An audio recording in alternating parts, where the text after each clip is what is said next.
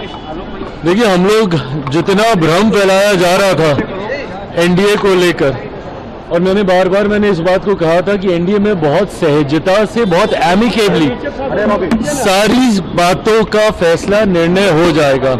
भले वो सीटों की संख्या की बात हो, सीटों के चयन की बात हो, प्रत्याशी तय करने की बात हो, समय रहते हर एक चीज एनडीए तमाम नेताओं, पांचों दलों के द्वारा तय कर ली गई। पर वही ताज्जुब इस बात का, और मुझे लगता है कि शायद ना के बराबर कोई और दूसरा ऐसा उदाहरण इससे पहले के किसी और चुनाव में होगा, जहां पे पहले चरण का नामांकन समाप्त हो जाता है और दूसरे गठबंधन के द्वारा सीटों के चयन तो बहुत दूर की बात है, संख्या तक की घोषणा नहीं हो पाती है। ये दर्शाता है कि किस तरीके का सरफुटव्वल महागठबंधन के भीतर चल रहा है। अगर ये लोग संख्या तक तय नहीं कर पाए तो सीटों का चयन और प्रत्याशी का उतरना तो बहुत दूर की बात है।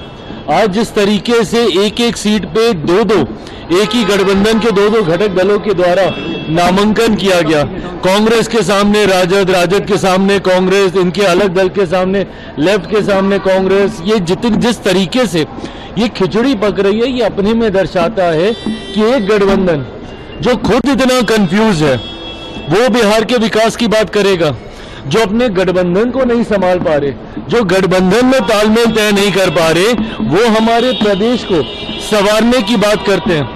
और वहीं दूसरी तरफ हम लोगों ने तो प्रचार भी शुरू कर दिया। हमारे गठबंधन के कई प्रत्याशियों का नामांकन, जितने पहले चरण के थे उन सब का नामांकन हो गया।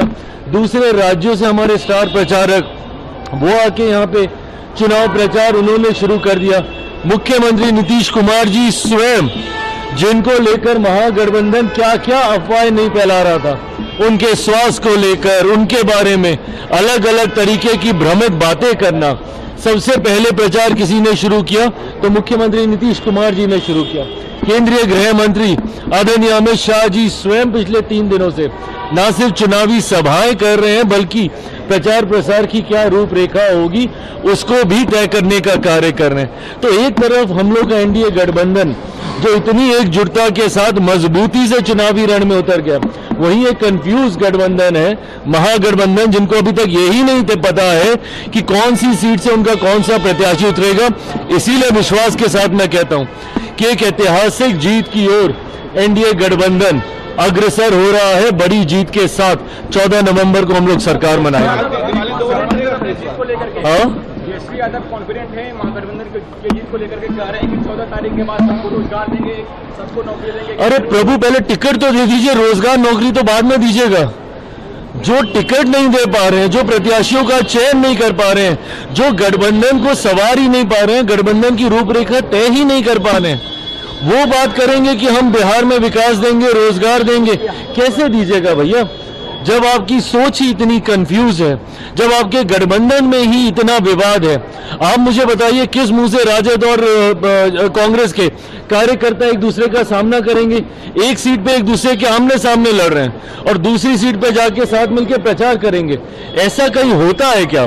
और ऊपर मान लीजिए 1 दिन 2 दिन के बाद या कुछ घंटों के बाद ऊपर नेता अगर आपस में मिल भी गए, तो क्या जमीन पे जो कार्यकर्ता आपके लिए लड़ता है वो मिल पाएगा क्या? एक दिन पहले किसी दूसरे के नामांकन की तैयारी कर रहा है, एक दिन के बाद किसी दूसरे का नामांकन करेगा।